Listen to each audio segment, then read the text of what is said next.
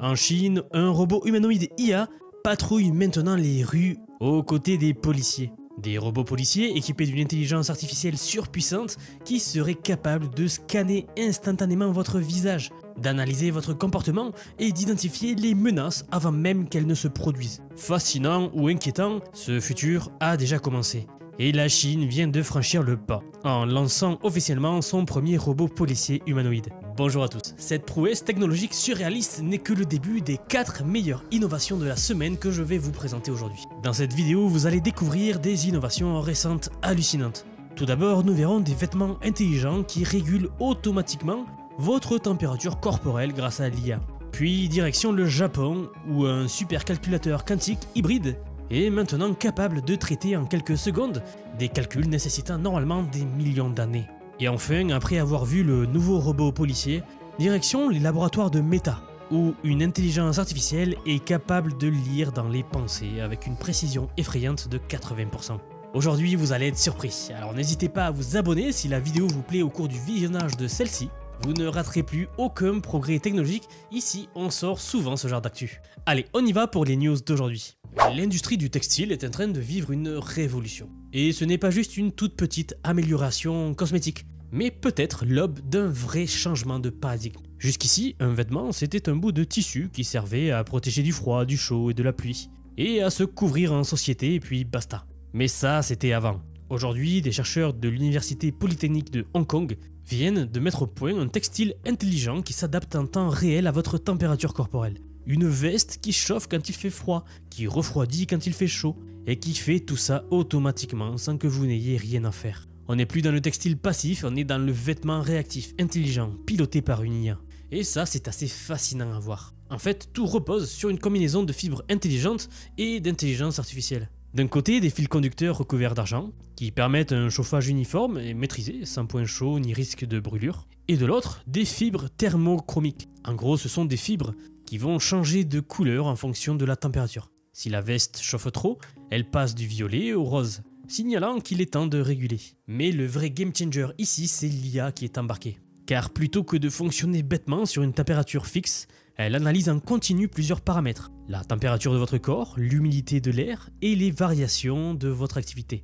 Le résultat, c'est qu'elle ajuste toute seule le chauffage ou le refroidissement sans que vous ayez à y penser. C'est le vêtement qui s'adapte à vous et pas l'inverse. Alors on pourrait se dire, oui c'est cool, mais c'est juste un délire pour les geeks ou pour les marques de luxe. Eh bien, pas tout à fait. Dans le médical par exemple, elle pourrait éviter les brûlures chez les personnes âgées.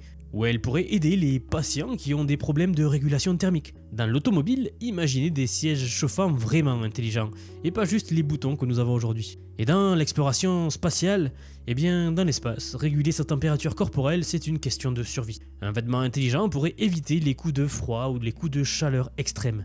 Elle pourrait même remplacer certains systèmes encombrants des combinaisons actuelles. Donc oui, c'est pas juste une innovation pour le fun, c'est une vraie avancée technologique qui pourrait vraiment changer la façon dont nous interagissons avec nos vêtements. Pour l'instant, c'est encore en phase de test, mais les premiers essais sont très prometteurs. L'IA a déjà été entraînée sur 50 personnes de différentes morphologies. Et vu la vitesse à laquelle avancent les textiles intelligents, on peut se demander dans combien de temps ces vestes seront accessibles au grand public. Est-ce que dans quelques années, nous porterons tous des vêtements intelligents, des vêtements connectés? Est-ce que les vêtements du futur seraient aussi autonomes que nos smartphones? Oui, tous les domaines de notre société évoluent en permanence. Passons à la partie suivante. Et pour cette partie, une question, le futur est-il arrivé? Le Japon vient de frapper un grand coup dans la course technologique. Après des années un peu en retrait face aux géants américains et chinois, le pays revient en force avec une avancée qui pourrait tout changer. Le premier supercalculateur quantique hybride opérationnel au monde. Et son nom, c'est Raimi. Vous allez voir que derrière ce nom, il y a bien plus qu'un simple ordinateur. C'est une révolution dans l'informatique. Un mélange explosif entre la puissance brute des supercalculateurs classiques et la rapidité phénoménale de la mécanique quantique. C'est une avancée majeure parce que l'on parle ici d'une machine capable de résoudre en quelques secondes des problèmes que nos meilleurs ordinateurs mettraient des millions d'années à traiter. Et ça change tout. Alors, qu'est-ce qui rend Raimi si spécial? Déjà, il ne fonctionne pas seul. Il est couplé à Fugaku, le 6e supercalculateur le plus puissant du monde. En gros, c'est comme si l'on prenait une Formule 1 et qu'on lui greffait un moteur d'avion de chasse et qu'on l'envoyait sur une piste conçue pour la vitesse ultime. Les supercalculateurs classiques sont déjà des monstres de puissance, mais dès qu'ils doivent résoudre des problèmes trop complexes comme des simulations moléculaires, des calculs en physique quantique ou alors des algorithmes avancés d'intelligence artificielle, eh bien ils atteignent rapidement leurs limites. C'est là que l'informatique quantique rentre en jeu. Contrairement à Google ou IBM, qui eux utilisent des qubits supraconducteurs, eh bien le Japon a choisi une autre approche, les qubits d'ion piégés. Ces qubits sont beaucoup plus stables, ce qui permet des calculs plus précis et avec moins d'erreurs. Vous devez le savoir, mais un des gros problèmes des ordinateurs quantiques aujourd'hui, c'est leur sensibilité aux interférences. Ils peuvent perdre leur information en quelques microsecondes, les rendant inutilisables. Mais avec cette technologie, le Japon contourne ce problème et obtient un contrôle beaucoup plus précis. Alors pourquoi ne pas faire un supercalculateur 100% quantique? Tout simplement parce qu'on n'en est pas encore là. Aujourd'hui, l'informatique quantique est incroyablement puissante, mais pas encore universelle. Elle excelle dans certains types de calculs, mais elle a encore beaucoup de limites en termes de mémoire et de stabilité. C'est pour ça que le Japon a fait le choix malin de coupler Fugaku, qui lui va s'occuper des calculs traditionnels, à Reimi, qui lui va prendre en charge les problèmes que même les meilleurs ordinateurs classiques ne peuvent pas résoudre.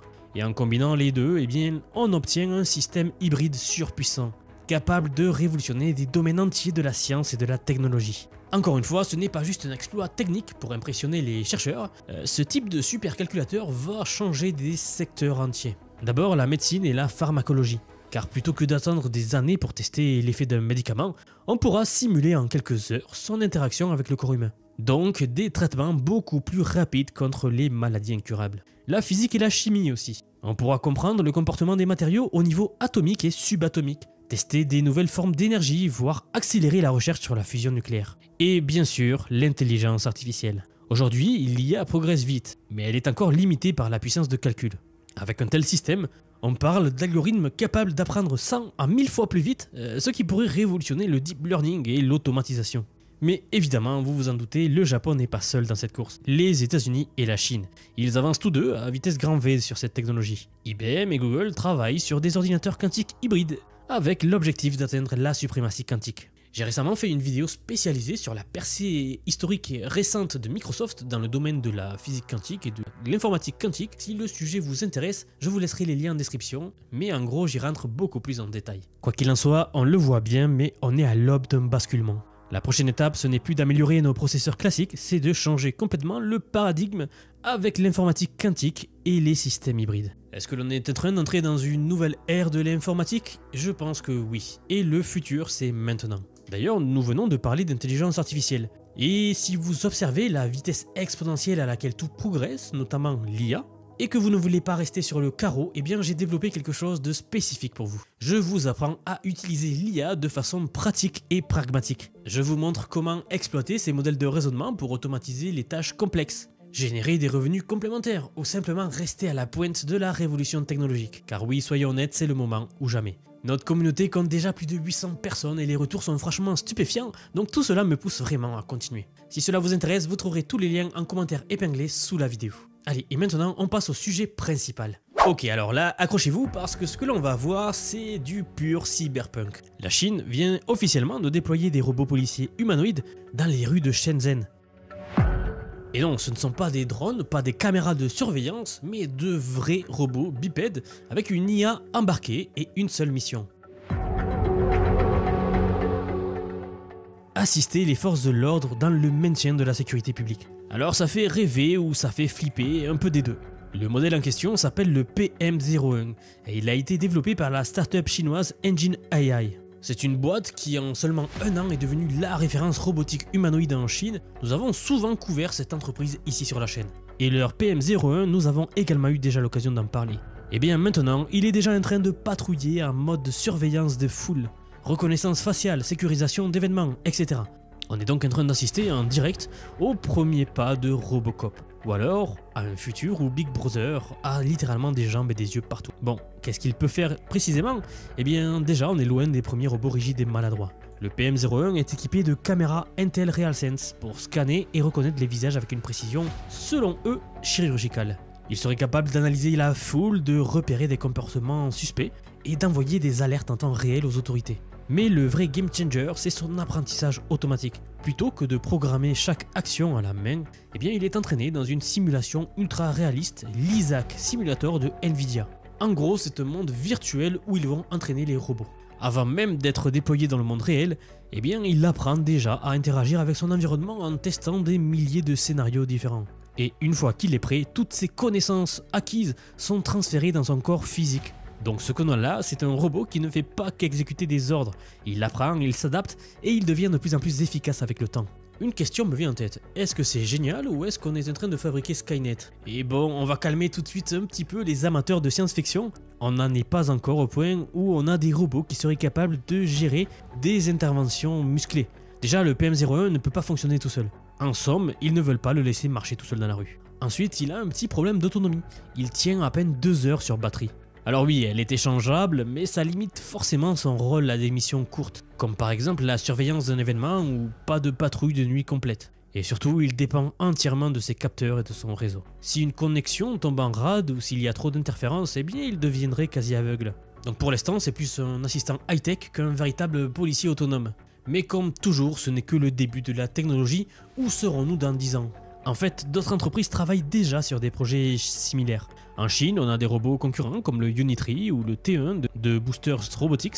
À Dubaï, il y a aussi des robots policiers qui sont en service depuis quelques années maintenant pour renseigner les touristes et signaler des infractions mineures. Aux États-Unis, certaines villes testent également des robots de surveillance, mais ils rencontrent de gros problèmes dus aux dégradations. Donc oui, ce qu'il se passe en Chine n'est que le début, mais c'est là que se pose la vraie question, jusqu'à où est-ce que ça va aller? Parce qu'un robot qui assiste la police et réduit les risques pour les humains, c'est une avancée majeure. Mais un système de surveillance omniprésent qui scanne chaque visage, analyse chaque mouvement et compile toutes ces données en permanence, eh bien ça pose des questions énormes sur la vie privée et sur les libertés individuelles. Il va falloir donc surveiller cela de près. Dites-moi ce que vous en pensez dans les commentaires. Est-ce que pour vous c'est une avancée géniale ou alors est-ce que c'est un cauchemar dystopique en train de prendre forme sous nos yeux? Peut-être que seul l'avenir nous le dira. Passons à la dernière partie de la vidéo. Bon, une fois encore, on rentre dans du très lourd. Meta, l'entreprise derrière Facebook, Instagram, WhatsApp, etc., vient d'annoncer une avancée qui semble tout droit sortie d'un film de science-fiction. Une intelligence artificielle qui est capable de décoder les pensées et de transformer en mots avec une précision de 80%. On parle bien de lire dans les pensées, oui. Alors, c'est quoi exactement cette technologie et comment ça fonctionne? Eh bien, jusqu'à présent, lorsque l'on parlait d'interface cerveau-ordinateur, c'était souvent en lien avec des implants cérébraux, vous savez, comme ceux développés par Neuralink d'Elon Musk. Sauf que ces technologies ont un très gros problème. Elles nécessitent des opérations chirurgicales lourdes pour implanter des électrodes dans le cerveau. Ce que Meta propose, c'est un tout autre concept. Pas besoin d'ouvrir le crâne, pas d'implant invasif, leur technologie utilise des capteurs non invasifs, qui va analyser en temps réel l'activité cérébrale pour transformer des pensées en mots. Et là on ne parle plus de science-fiction, c'est un changement de paradigme total. Meta a développé une IA ultra puissante, entraînée pendant des années pour comprendre comment le cerveau humain encode le langage. Pour ça, les chercheurs ont mené une expérience sur 35 volontaires. Ils les ont fait écrire et penser à des phrases, tout en enregistrant leur activité cérébrale avec 2 technologies. La magnétoencéphalographie, qui va capter les champs magnétiques produits par l'activité neuronale, et l'électroencéphalographie, qui mesure les impulsions électriques du cerveau. Avec ces 2 données, l'intelligence artificielle a appris à associer les signaux cérébraux aux mots et aux phrases. Le résultat, c'est que dans 80% des cas, eh bien, l'IA a réussi à reconstruire les pensées en phrases complètes. C'est du jamais vu et c'est assez dingue d'imaginer qu'on puisse faire ça. Bon, Meta n'a pas inventé ça juste pour que vous puissiez envoyer des messages WhatsApp avec votre esprit. L'objectif principal, c'est de redonner une voix à ceux qui ne peuvent pas parler. Des millions de personnes dans le monde souffrent de maladies neurologiques. AVC, sclérose en plaques, paralysie, etc. Certains ou certaines sont conscients ou conscientes, mais enfermés dans leur corps, incapables de communiquer. Jusqu'à maintenant, les seules solutions étaient très lentes et très compliquées à mettre en place. Des dispositifs oculaires qui permettaient d'écrire lettre par lettre, des implants cérébraux invasifs qui nécessitaient une intervention très risquée. Mais là, tout pourrait changer. Juste en pensant, une personne paralysée pourrait former des phrases complètes en temps réel. Pour l'instant, la technologie n'en est qu'à ses débuts. Les signaux cérébraux sont complexes, et même si l'IA a atteint 80% de précision, elle fait encore des erreurs. Mais il y a quelque chose dont on peut être sûr, on avance à vitesse grand V. Il y a 10 ans, ce genre de technologie ressemblait à de la sorcellerie ou à de la science-fiction. Aujourd'hui, c'est déjà en test dans les laboratoires. Est-ce que ça veut dire qu'un jour, on va parler sans ouvrir la bouche? Eh bien, c'est possible. Ou alors est-ce que l'on va ouvrir la boîte de Pandore où nos pensées seront plus seulement les nôtres? Une chose est sûre, on est en train de toucher du doigt quelque chose de révolutionnaire. C'était donc les 4 meilleures actus de la semaine. Si cette vidéo vous a plu, n'hésitez pas à vous abonner pour ne perdre aucune des autres vidéos de ce genre là. Sur cette chaîne on sort souvent ce genre de contenu. N'hésitez pas à partager la vidéo également si elle vous a plu. Et si vous voulez aller plus loin dans votre connaissance de l'IA, n'hésitez pas à aller faire un tour dans les commentaires épinglés sous la vidéo. Vous y trouverez le lien vers ma formation, car c'est le moment ou jamais pour se former à l'IA. C'est maintenant qu'il faut apprendre les bases avant que tout devienne trop complexe, donc n'hésitez pas à venir y faire un tour. En ce moment, j'ai décidé de reconduire l'offre de lancement pendant un certain moment encore. Si vous êtes encore là, merci d'avoir regardé la vidéo jusqu'au bout et je vous donne rendez-vous très vite, c'est-à-dire à demain pour la prochaine vidéo.